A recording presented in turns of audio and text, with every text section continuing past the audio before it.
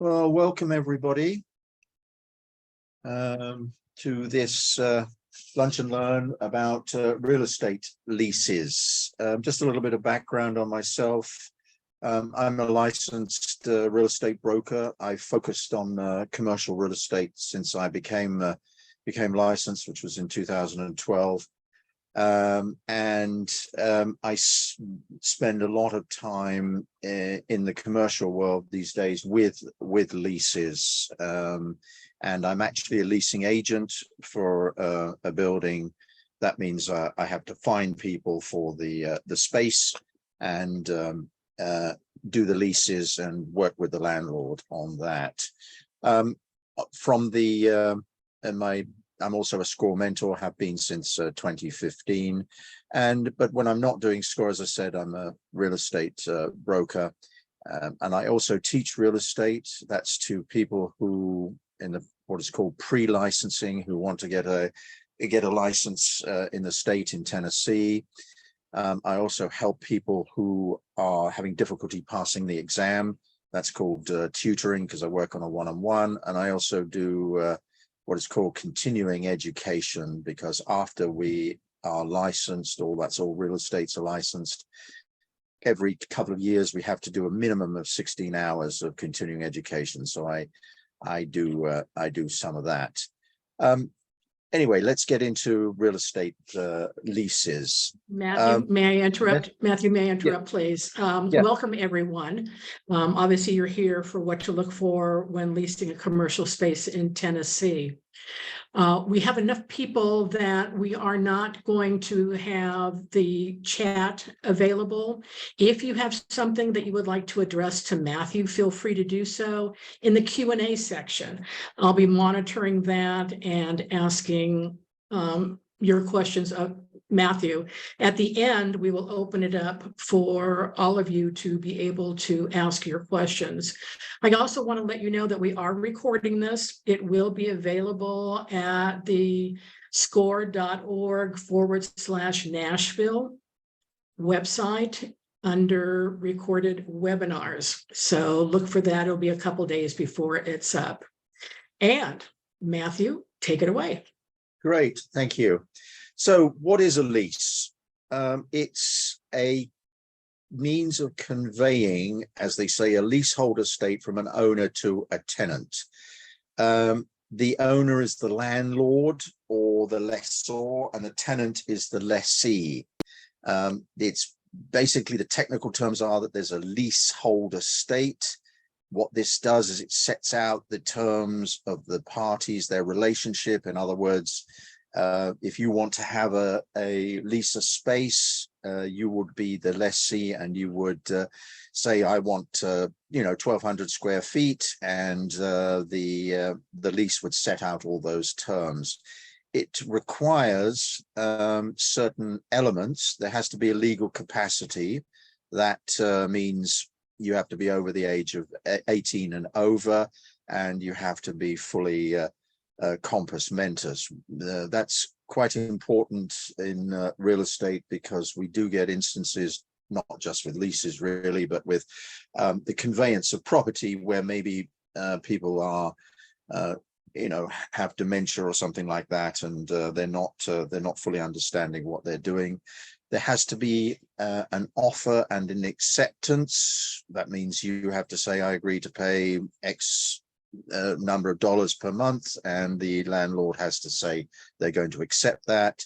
It has to be lawful. That means that you can't set up a meth lab in it if you want. And there has to be possible objective, and the consideration. Consideration is another name for the amount that you're going to pay. A lot of this is contractual term. It's to do with the performance of a contract, and it would be much the same categories that you would see if you were buying or selling a home. The interesting thing about leases is if it's 1 year or more, it must be in writing. But if it's less than a year, and this always confuses real estate agents, it doesn't have to be in writing. When I'm teaching this, I always tell people that this, the students, the potential agents, that please just get everything in writing, because it just becomes confusing if it's not in writing. And when it says here, not recorded unless longer than 3 years, that means that if it's more than 3 years, you can find it in the public records for that building. That means, so those 5 or 10 year leases that people have, you'll be able to look up the property data and find that there is a lease on it if it's more than that. The typical clauses are demising clause. This is always wonderful, isn't it? Real estate has a bunch of terms. Demising is one of them, which is just another name for to let or to lease. But we have all these terms in real estate that are not used in common everyday conversation in the same way. Then there's the terms of the lease. There always has to be a description of the property, how big it is, what it is, the amount of rent, of course, and how and when it's paid, the use provision. Okay, you're going to use it as a clothes store, or you're going to use some warehouse for storage, whether the landlord has rights to access the property. This is an important point to remember, that there's usually you have what is called quiet enjoyment. In other words, the landlord can't just sort of barge in. I had a client some years ago. She was renting some space in Nashville, and the building next door to hers was where the owner, the landlord of the premises, had his office, and he would sort of walk in and just use her copy machine whenever he felt like it. That would be a violation, and it's something that if you are going to have a commercial lease, you need to make sure. The landlord, of course, will have the right under emergencies such as fire or tornado damage or flooding to get in. Then there's a clause about the tenant's responsibility for alterations or damage.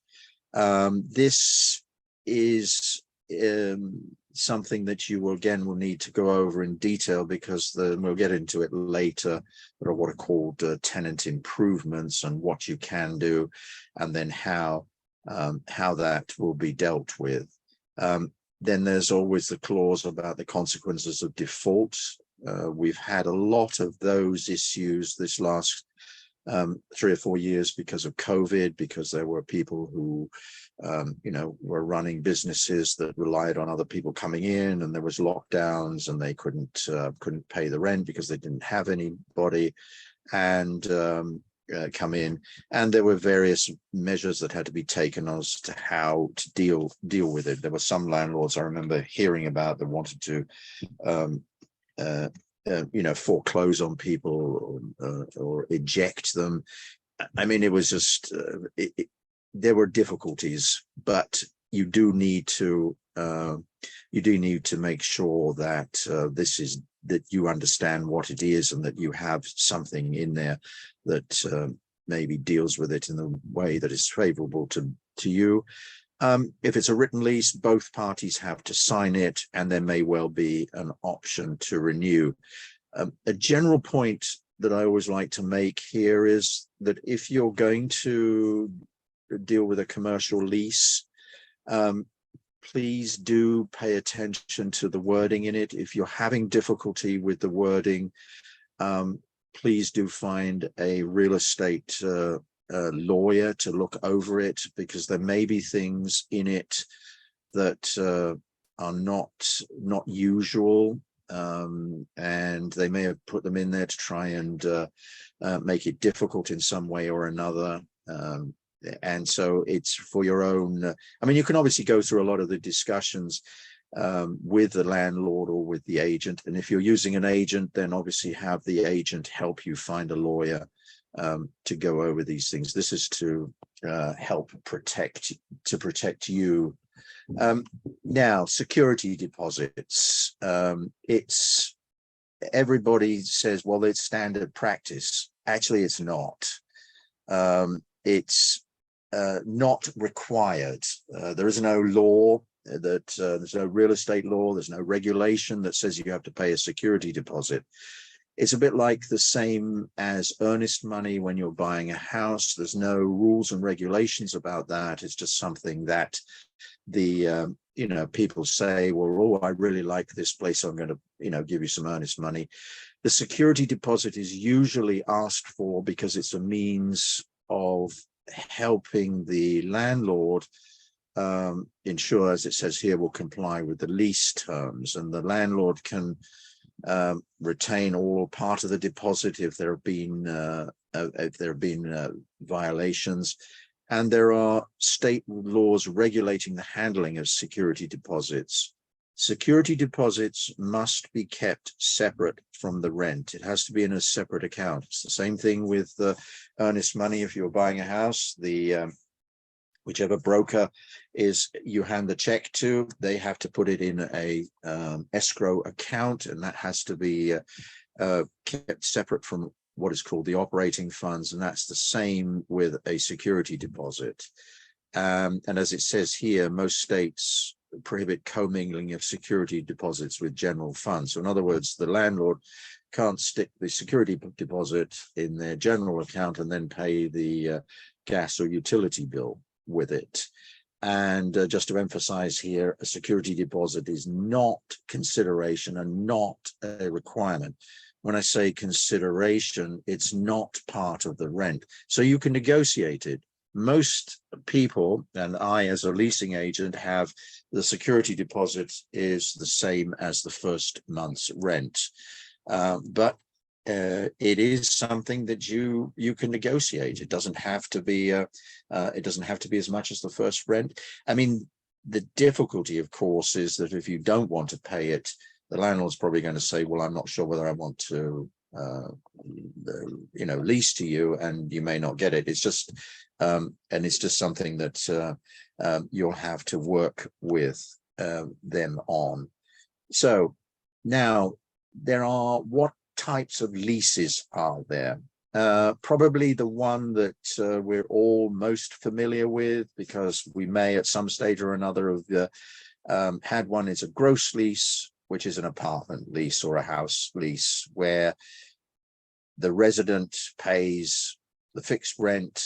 You pay the same amount each month, and you maybe pay the utilities, the property taxes, mortgage payments, repairs, insurance to the building, and even sometimes utilities if it's a small strip are paid by the by the landlord. And it's not usual that you'll find a gross lease for a commercial property. Where it does come up is if you want to rent an office, in these sort of WeWork type places. Not that WeWork seems to be very active these days, because it's people have moved away from that. But there are, I mean, the building that I'm the leasing agent for, that is small offices. There are therapists in there. They pay a fixed amount each month. They don't do anything about they don't even pay the utilities, and the everything else is included because it's easier and it's calculated in that way. So yes, if you're going to do that, you'll probably find that if you're renting an office, it will be just the one payment, and it would be called a gross lease. So what other sort of leases are there? The other one that is most common is called the net lease. So anybody who is maybe, the small strip there, you'll see maybe there's a restaurant, a dry cleaner, maybe a clothes store, something else. They're probably all on a net lease. What that means is they pay a base rent, and then they contribute to the expenses of the building in a proportion to the amount of leased space that they have taken. So if it's a 10,000 square foot and there's 5 units, 2,000 each, they'll all pay a fifth of the property taxes, the building insurance, and the maintenance.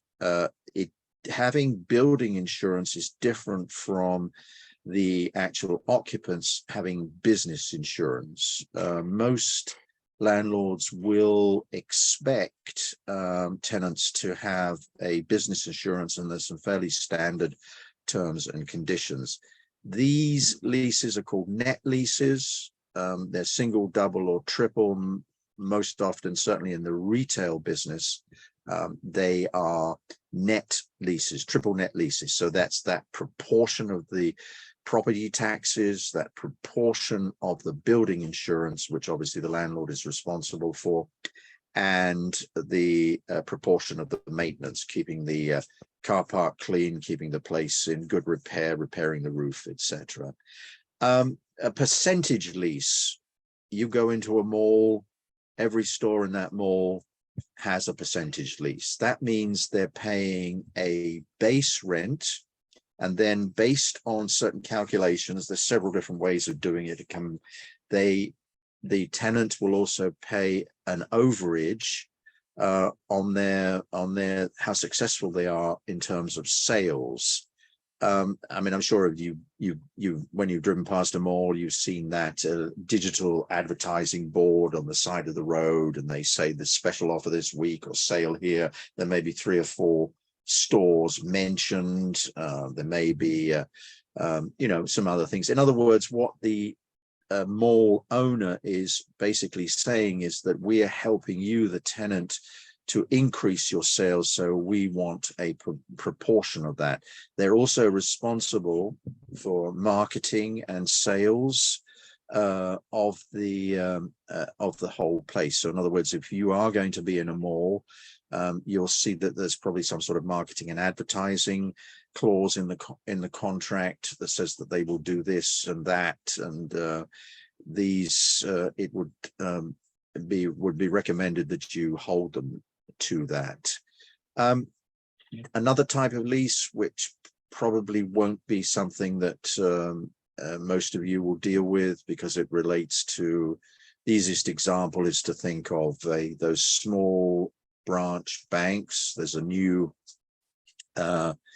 new subdivision grows, and then there's a retail strip, and then there's a corner part, and you'll probably see that a local bank has built a small building on it. They usually have a land lease or a ground lease. They lease the land and they put their own property in it, and they own the building but not the land. Why they do that, you'll have to ask the banks. It's usually to do with their tax situation. I mean, that's very different from people like Walgreens or Dollar General. They don't own the land that they're on, they rent it. There's a depreciation time of 39 years in commercial real estate. It's 27 for residential. And both Dollar General and Walgreens have decided that from their tax point of view is a much better way. So they basically lease those spaces. Now, whereas McDonald's is one of the biggest owners of property, they own the property they're on. And they've decided that that's the way to go. Another type is an index lease. I've never seen this. I pity anybody who had it this year, because it's related to the consumer price index. And as you know, with inflation, there was this big jump from last year to this year. So that means the consumer price index went up enormously. So if anybody had any store, any office, any warehouse, if they had an index lease, they would have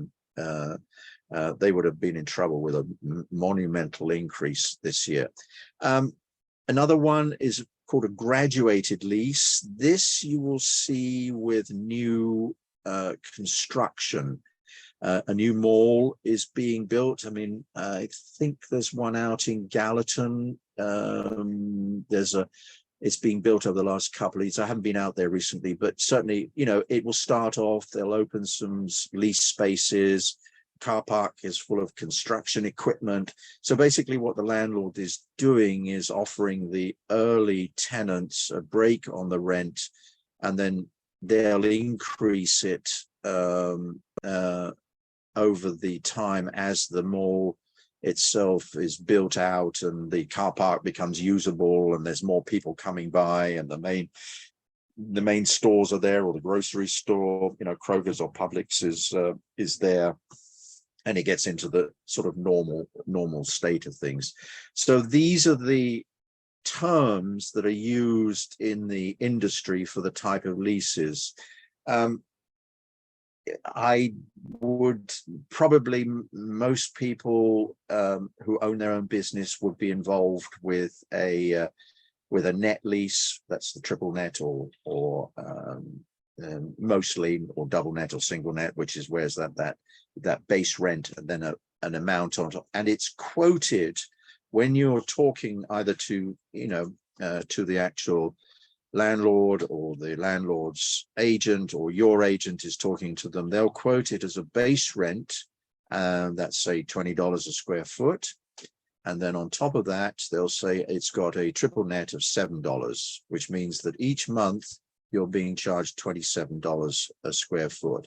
It's the amount of the triple net will vary if the local county or the city puts up the property taxes, for instance. So when was it? Was it last year or the year before? Nashville City raised the property taxes. There were a lot of disgruntled store owners because they got a whopping great increase slapped on them.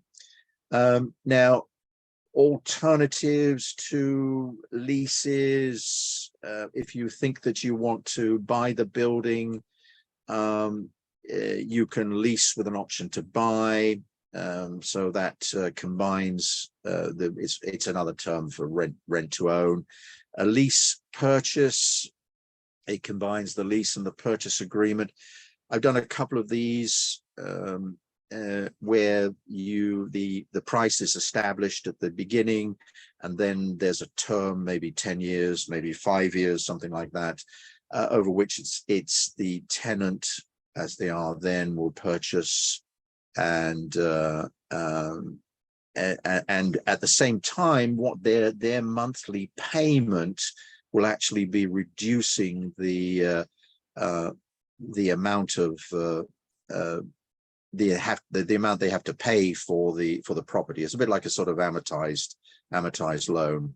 And then sale leaseback. Now this has been going on a much more recently, because again, big property owners who were affected by COVID shutdowns, lockouts, whatever you want to call it, they had to renegotiate their loans themselves. They would find an investor and sell the building to the investor and then lease it back. It would reduce their amount. And there was often a situation later when they can come back and buy it back if they want. But these are things that are certainly from the investors will be looking at. Now, transferring rights of occupancy. Again, this has become more relevant because there were businesses. I mean, I remember in 2021, I was getting calls from people saying, what do I do? I've been, I can't have any, certainly pre-K places or those sort of play areas where there were kids involved, which they couldn't come. So they had no revenue. What can you do if you have an issue or you want to do something? You can have the lease assigned, which means you transfer it to another tenant. The transfer tenant has the entire interest, but that's the key of it. The responsibility would be shared between you as the original lessee and this new one. You would still be legally responsible for paying the rent. There also has to be a clause in the contract that says that the landlord agrees to this happening, because they obviously want to make sure that they get paid. Sublease, if you have too much space or you find that the space you're using, you want to do something else with it, you can sublease it. In other words, you can ask somebody else to come in, help you pay the rent. A lot of therapists do this. They'll have a big space. One person will take the lease and then sublease to others. They're all in the same business, so the landlord is happy because they feel that it will be maintained. But the key here is the original tenant still has the full legal responsibility for paying the rent. In other words, they're not let off the hook. The third one that happens is called novation, another wonderful real estate term. It just really means, it's a fancy word for new. It really means that the original party withdraws and a new party takes over. The original lease terms stay the same. There is no variation. It's just that they found somebody else who wants that space and wants to carry on. And again, it requires the landlord's approval for this. So let me now, this is the end of this one. Now I will share the where is it?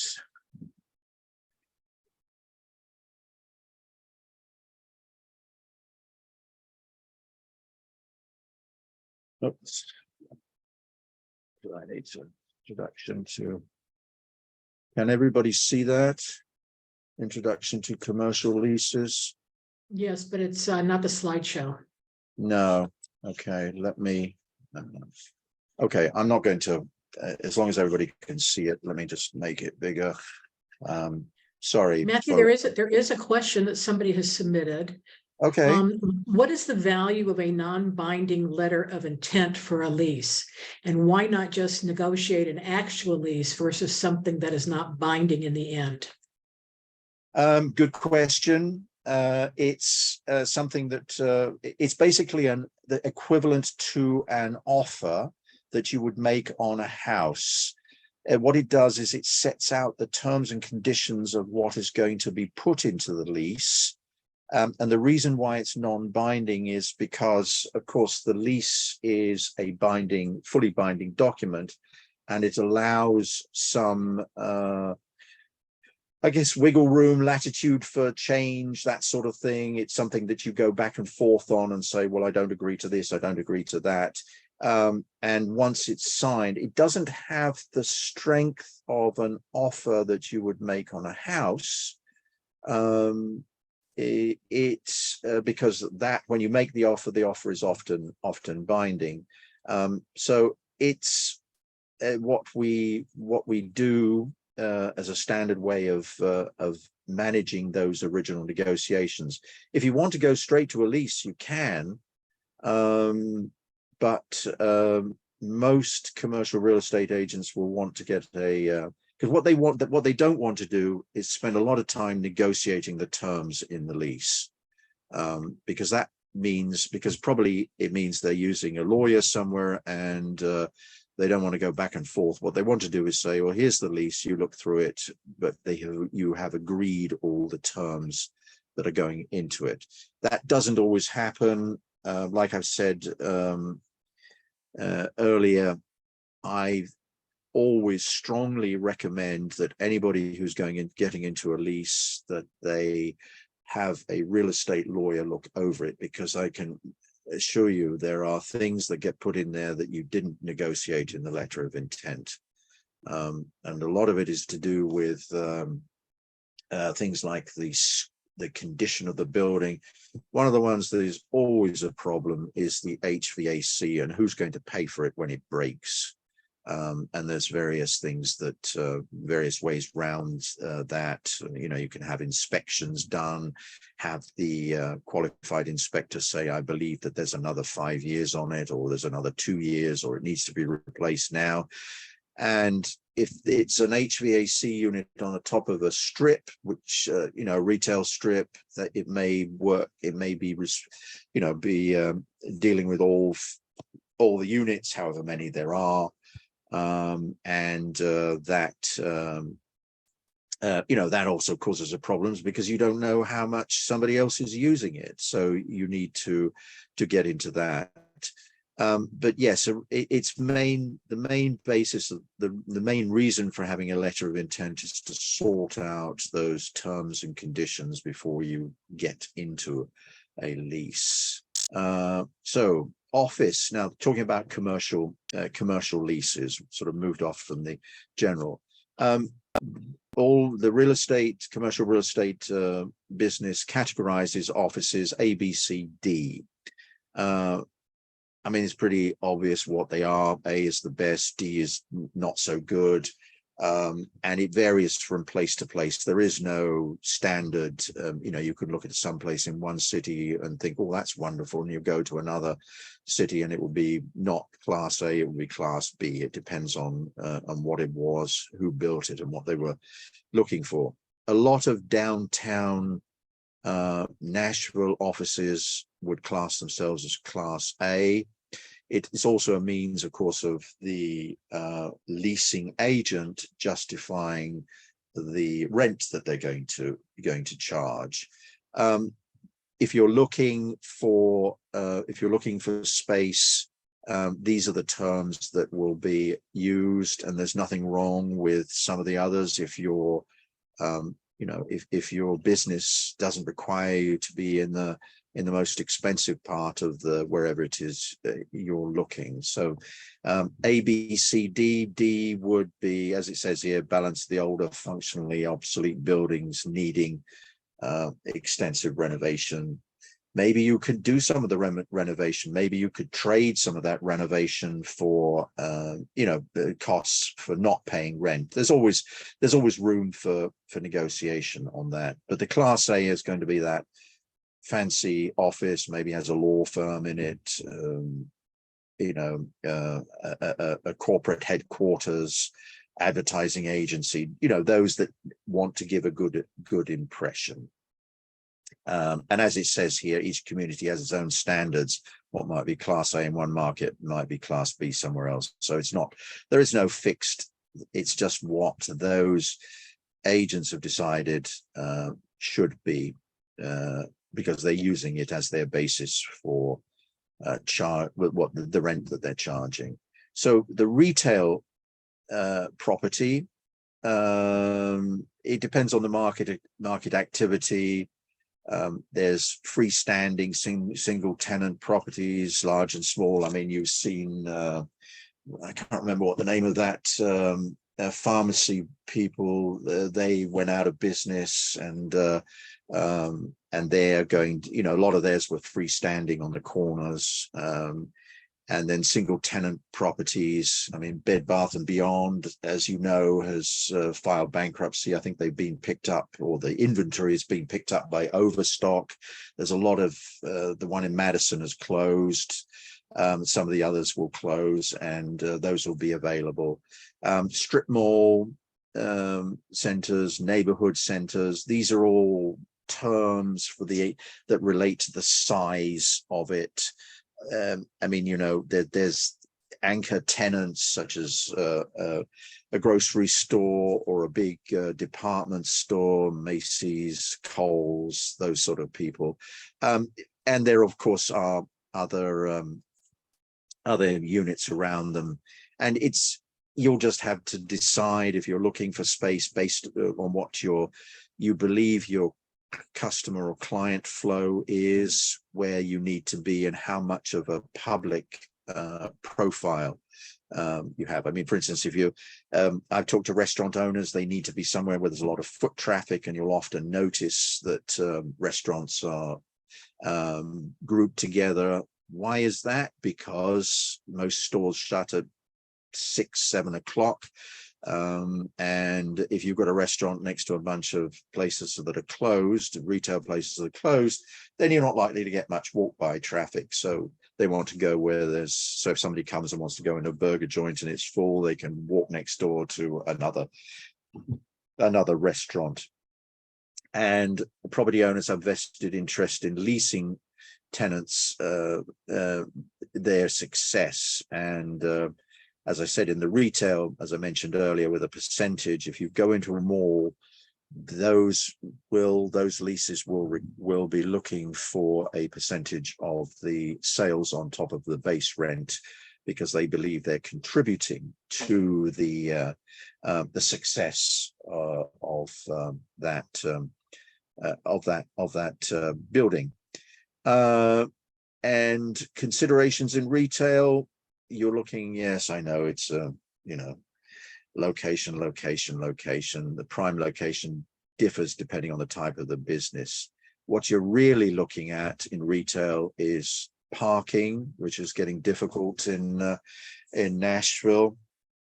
The zoning and sign ordinance, yes, this is an issue. If you go to certain places, certain counties, certain districts, you'll see that the signs outside the stores are all the same size. There's even one county, which I don't know whether it still does, but it has color rules and regulations, where they didn't want yellow used, which in this instance meant that somebody was building a gas station couldn't lease it or sell it to Shell because, the main color of Shell's signs is all yellow. I mean, it's bizarre. But yes, you'll run into those. So when I'm dealing with people coming to the offices that I lease, I have to show them the sign size that is allowed by the subdivision and also by the city. I mean, there's another one which always amuses me. That some cities don't allow those flashing open signs, that flash the O, the P, the E, and the N one after another. They think it's it doesn't fit their profiles, so all the open signs must either be on or off. Traffic issues you'll be looking at: can people get in to the area? Can they get out? Demographics, are the demographics of the area relate to the type of business that you want to open? Are you going to find the right sort of customer? Then there's also the appearance, the market appeal. That's in the apartment business. That's what is known as curb appeal. In other words, does the place look good? Is it maintained well? And then competition. It's interesting that competition, certainly for malls, they have to monitor who is in there. Some years ago, I was approached by somebody who I don't know where they were from. Was it Kansas? Yes, something like that. Anyway, they had an ice cream and frozen yogurt franchise, and they came to me and asked, could we go and find some space? I said, sure. Where do you want to go? They said the malls. We went around the malls. We couldn't get in because there were restrictions. Every one of the malls we went to, of course, had a frozen yogurt and an ice cream place, and therefore there was restrictions on their having anything else. There's often, if you look at those strip malls that have Kroger or Publix in, they'll have restrictions on what other businesses can be allowed in the other areas, because they are usually the main tenant of that. So this is something, certainly in the case of that frozen yogurt ice cream franchise, that was the end of it. They just had to go away because they weren't going to get in until somebody left. They could be put on a waiting list, but I think the people I was dealing with, they were in too much of a hurry to be on a waiting list. But these are things that you will have to you'll have to look out for. Industrial properties, that often comes up under, where is it zoned, that deal with factories, warehouses, distribution, manufacturing, research facilities. I mean, obviously, around, whereas you travel around, you'll see where these are. They're often closer to the freeway because of distribution of some sort. And these industrial properties are often well liked by investors. They will buy it because it's providing an income for them, and they'll have a property management company that are working on their behalf. So they also have factors they evaluate: zoning, site topography, loading docks, etc., etc. Some of this is sort of pretty straightforward. The main things that, if you're looking for it, and I mean, I remember I had a client. They were in the tile business, so bathroom tiles, kitchen tiles. So you can imagine a forklift load of tiles is very heavy. So they needed to know how many pounds per square foot the floor could handle. I had another client who was in the candle business. They needed a place that had to have a certain amount of air conditioning, but they also need ceiling height because they could stack the pallets quite high, because obviously candles are not heavy compared with tiles, so that they could go higher. And they also needed to know. They also needed to be aware of how many columns there were, because they didn't want to be restricted in terms of loading and unloading. So these are things that if you're looking for this, will be relevant. And when you're talking to the agents, they will sort of highlight this, and if it's necessary, we can get into a detail with them on that. The other type of situation you might be looking for, I've had this several times.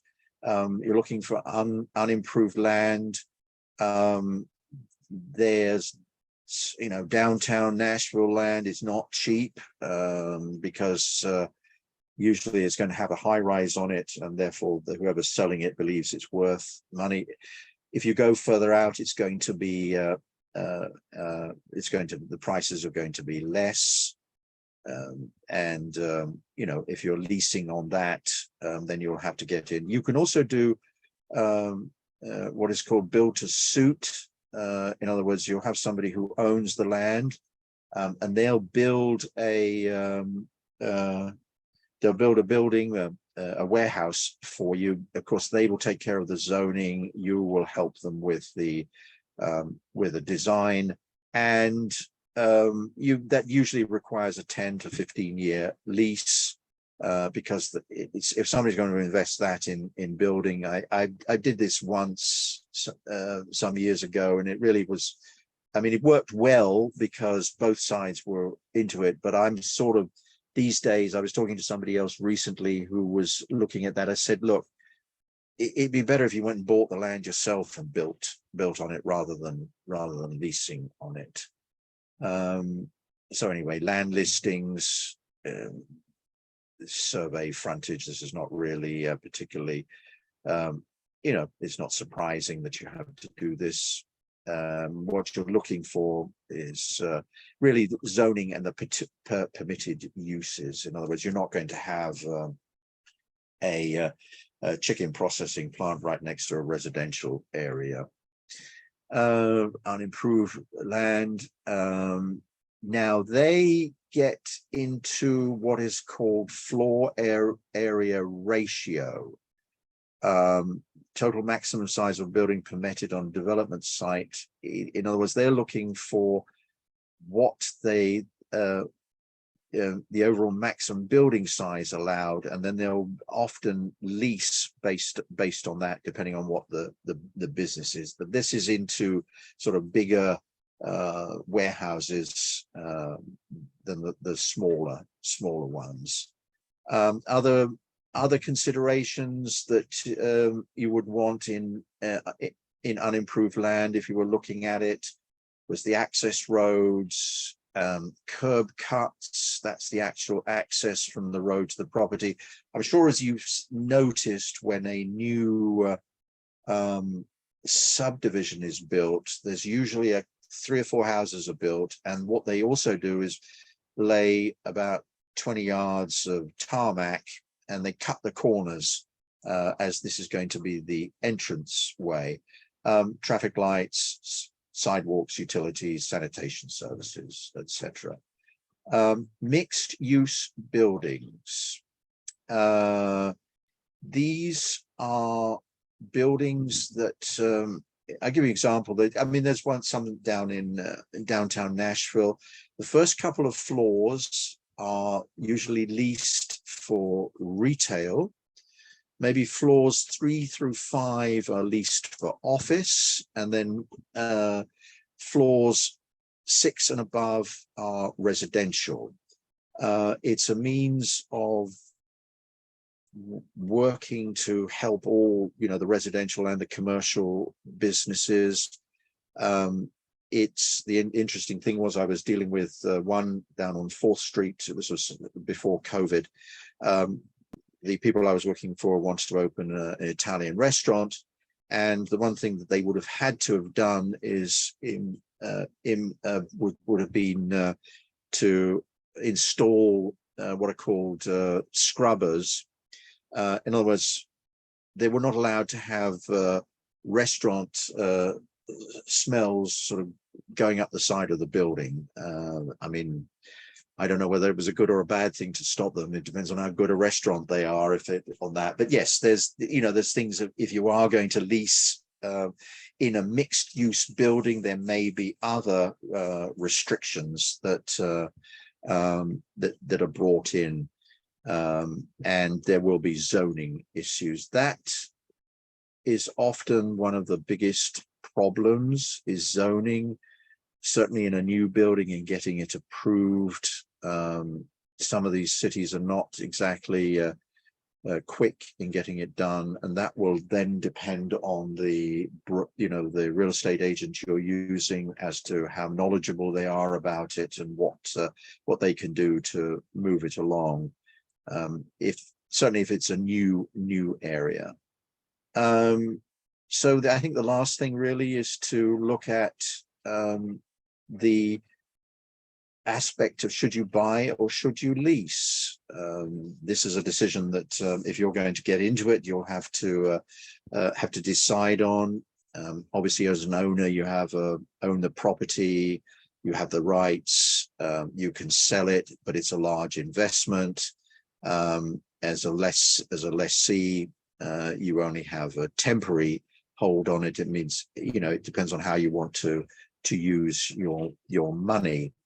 And then here are the pros and cons of leasing and owning. Leasing, see flexibility of space, lower upfront tax relief, lower risk of obsolescence, because of course you can improve it or move on, stability, mobility.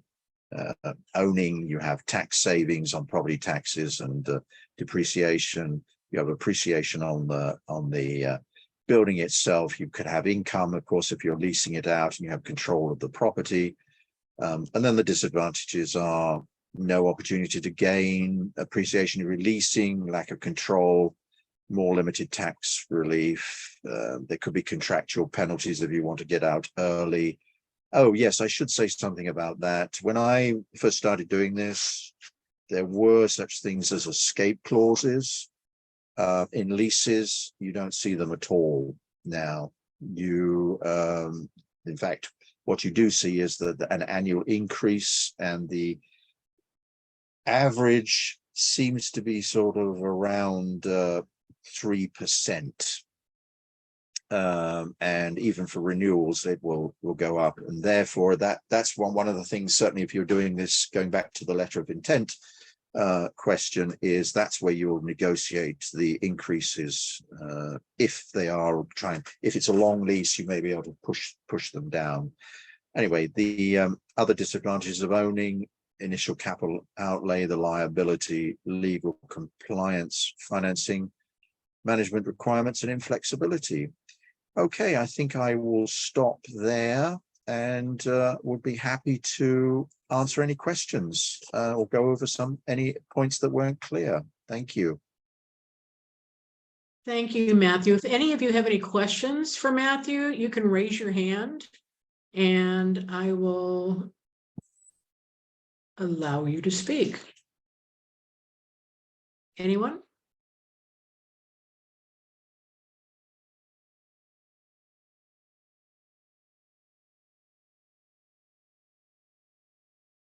He answered every one of your questions, huh?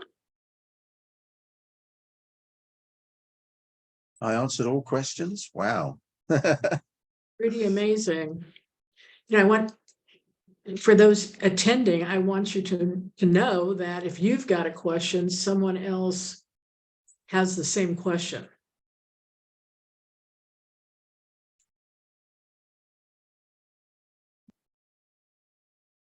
Okay. Nobody? Well, that's good. I think just to thank you, thank you for spending the time listening to this. I know it's not the most thrilling subject, but I think in the small business environment that we at SCORE like to work in, and certainly those a lot of the SCORE clients that I have dealt with, leasing or buying, like I said, I was one person I was talking to. Oh yes, Camila Jackson raised her hand. What was your question?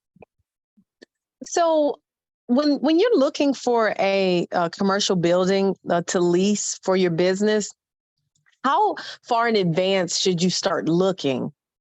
2 to 3 months. Okay.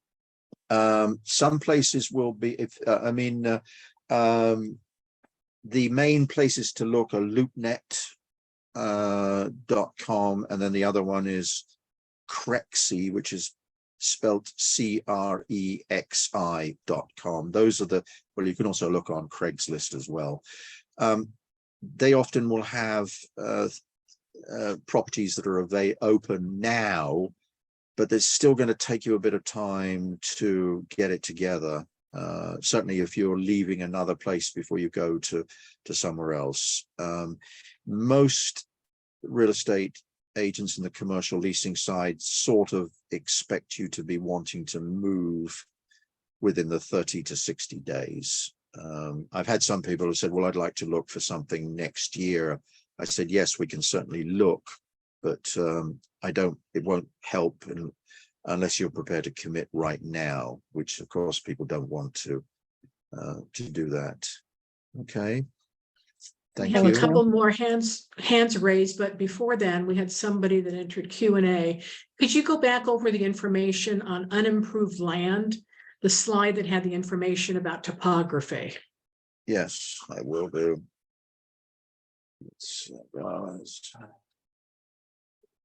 Whoops. Sorry.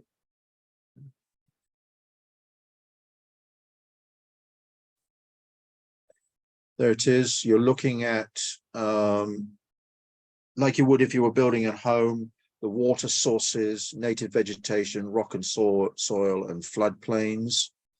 Floodplains, of course, have become much more relevant in this last year, certainly since May 2010, when we had that enormous flood, and then we've had other floods, and with the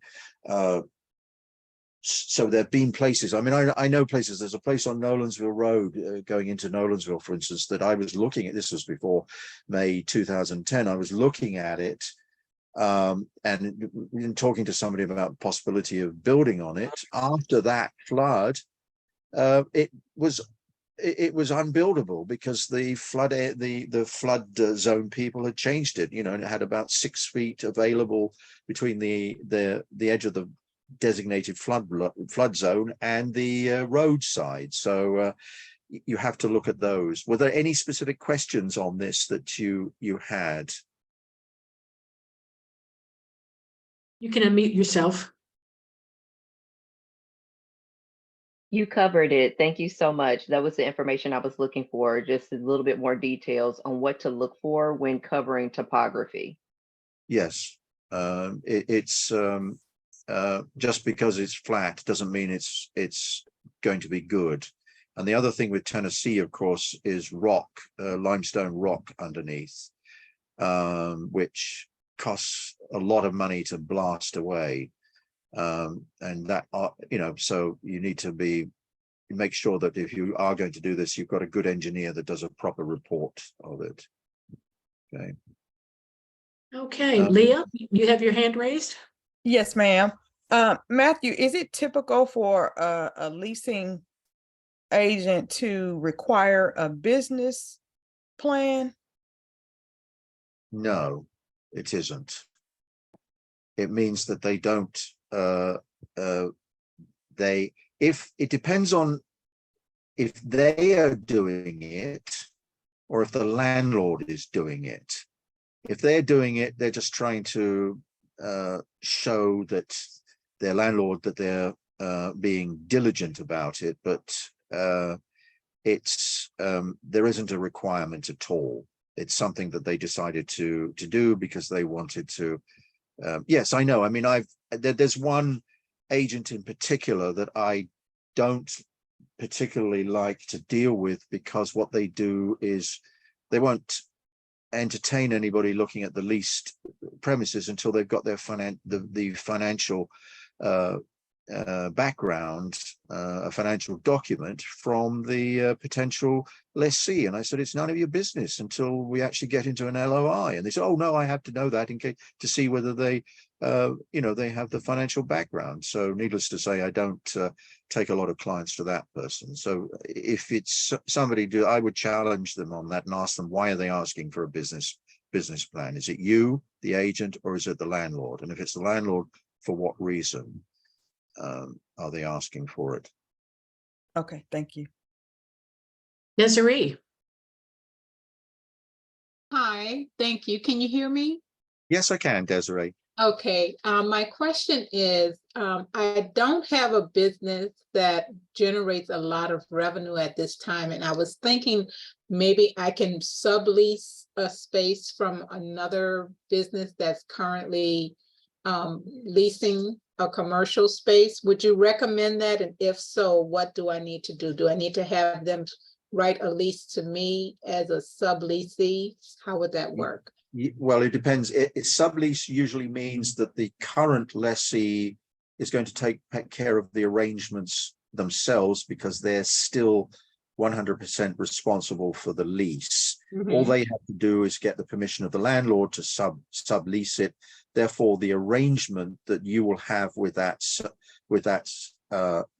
current tenant, it will be something. I would strongly recommend that you get some paperwork signed between the two of you. Why are they looking to sublease? Is it because they are not doing well? Does that mean that in 3 years, in 2 years' time, there might be problems and you might be left on your own there? I mean, I'm not being, negative, but these are sort of things you have to look at.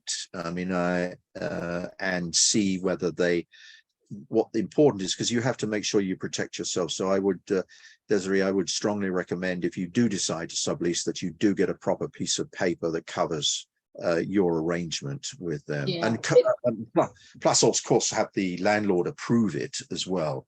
Right. And now it's definitely important, because I am also into government contracting. And I did initially, back during COVID, get a virtual office. I still have a virtual office, but they're very restrictive when it comes to virtual offices. So they're asking me to either use my home address, which I don't want to use, or use a actual physical address. And like I said, because my business is cyclical, it's tied to the real estate market, I don't generate a lot of revenue to actually go out and have a physical space. Yeah, I understand that. I actually, the building that I'm the leasing agent for, I have somebody who uses the building as an address. Yes. Because he's in the I can't remember, he's in the industrial hiring business. And so he just needs an office every now and again to interview drivers and people like that. And he wants a place for mail to come. And Yes. and it's the landlord was in agreement. It's some extra money for the landlord. The gentleman who has that seems very happy with it. I mean, he's used the office probably 3 times for interviews. But yes, he was asked to have a physical business address as well. And so he has also something in writing that he is using that address as a business address, and yes, he has the proper lease. He has the same lease. He Okay. has the same lease with obviously different terms and conditions in it for the address that I have with the other tenants. There's no difference on it, and it's set out, and it's it's on a 6-month by 6-month basis at a fixed rate, and fixed rate for if he wants to use a room to interview people. So absolutely. I would like to maybe touch bases with you because I may be looking for something like that as well. Is that office here in Nashville or? No, it's in Murfreesboro. In Murfreesboro? Okay, because I'm here in Nashville, but I can certainly work with anyone from Nashville to Murfreesboro or Lebanon. Okay. Yeah, I'd be happy to have a conversation. It's there's no harm in that. So yes, please. Okay, thank you. I'll reach out. Thank you. Thank you. Matthew, we've gone over just a couple of minutes, but we do have someone else that has a question. If you're willing to go a little bit longer and Yes, of course. continue No with, problem. okay, very good. Desiree has another question. I'm sorry, I thought I lowered my hand. Did I? Okay. Okay, got Sorry it. about that. Anybody else? Okay. Camila Williams. Camila William. Yes, just to kind of piggyback off of the last question that was asked, I think you also mentioned a therapy space. I currently have a lease with Therapy Space, and they only charge me $60. Well, I use it every, I have a lease, but like the providers who come in there, they only charge them $60 a day if they just need the room for a day. So that might be an option. Yeah. Yes, that's exactly what I do with this gentleman that I have. I mean, he has a day rate and a half day rate. And I've done it before, I've even had it. It's off it. All the people who wanted these sort of addresses and this office access on an occasional basis, they usually seem to be in the sort of HR business or the security business. In other words, they want a completely separate location where they can go meet somebody that has no impact on wherever else they are or whoever else they're dealing with. So Right. Yeah, that's exactly right. Yeah. Your pricing sounds, I mean, yeah, I have the same sort of pricing, a half day and a day rate, and it's around that. So yeah. Okay. Thank you. Thank you. Well, Matthew, thank you very much for the information. It was a lot, but it was also very, very useful. Yeah, it's a bit heavy duty, but I think the moral of it is, please, all of you, if you are, do make sure that you have that lease properly looked at in some way. I had a client who's opening a dog daycare center in somewhere nearby. We went through the letter of intent. We thought everything was sorted out, and oops, look what pops up in the lease. All sorts of funny business that the lease, the lessor, the property owner's lawyer decided to stick in it. So it would behove you to spend a little bit of money on getting that checked so that you don't get caught short later on. And please be sure that it is an attorney that specializes in real estate business, not just a general attorney. Yeah, thank you, Michelle. That's always good, because no, don't use somebody who does family law or something like that. Not that I've got anything against people who do family law. It's just you need the you need the specialized overview on it. So it may seem, you know, so an unnecessary expense, but I think it will be worth it. Certainly if you're going to be in a place for 2, 3, 4, 5 years. So, okay. Absolutely. Well, thank you, everybody. Thank you so much. Yeah. And this was a lot of information, so please be sure to go to our website and look for this workshop as well as others. And be sure to look and see what other workshops are being offered in the near future. So thank you, everyone, and especially thank you, Matthew. Well, and everyone have a fabulous rest of your day.